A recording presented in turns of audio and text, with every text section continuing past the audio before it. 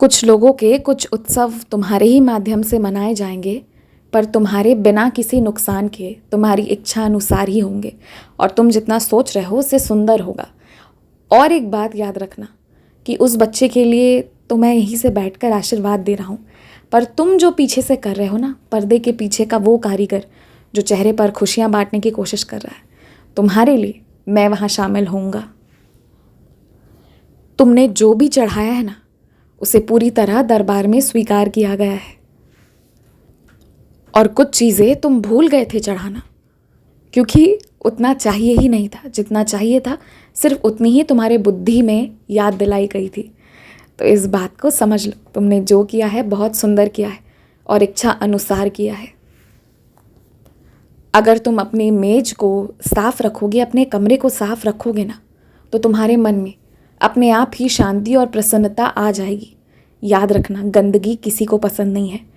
तो ना, कुछ चीज़ों को तुम अपने तरफ से मेहनत करके भी सही कर सकते हो। मुझे बुलाते हो, मैं तुम्हारे कमरे में ही हूँ, लेकिन अगर तुम साफ सफाई को रखोगे तो फिर तुम्हें ज़्यादा खुशी मिलेगी, ज़्यादा सकारात्मक महसूस करोगे। और इसके लिए ज़्यादा कुछ नहीं करना है, चीज़ों को सही जगह पर समेट कर रख देना है। बस इतना ही तो करना है और इतना ही करते रहो। और इस बार मालिक जो आशीर्वाद दे रहे हैं ना, उस पर शक मत करना, ज़रा भी संदेह मत करना। जो बातें बुरी लग जाए, ईश्वर से ही बैठकर बातें करना और उनसे ही उसका समाधान मांगना। किसी और से कुछ मत कहना, शांत रहना। श्रद्धा और सबूरी के लिए दिए जलाओ। श्रद्धा सबूरी के साथ साथ जो बीमार है ना, उनके लिए प्रतिदिन प्रार्थना करो। तुम्हारी प्रार्थना में ही शक्ति है जो सब बदल सकती है। और मैंने तुमसे पहले ही कहा था ना कि तुम्हें आशीर्वाद मिला है, तुम जिसके लिए प्रार्थना करोगे वो भी सुन ली जाएगी। और अगर तुम रो देते हो तो कभी कभी कुछ लोगों को सज़ा और जल्दी मिल जाती है।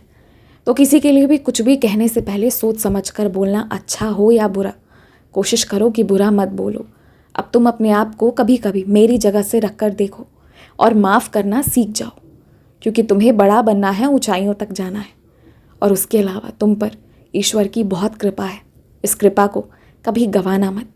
जैसे कर्म करते आ रहे हो उसमें और अच्छाई बढ़ना, पर कभी भी कुछ भी बुरा किसी के लिए मत करना। खुश रहो, मुस्कुराते रहो।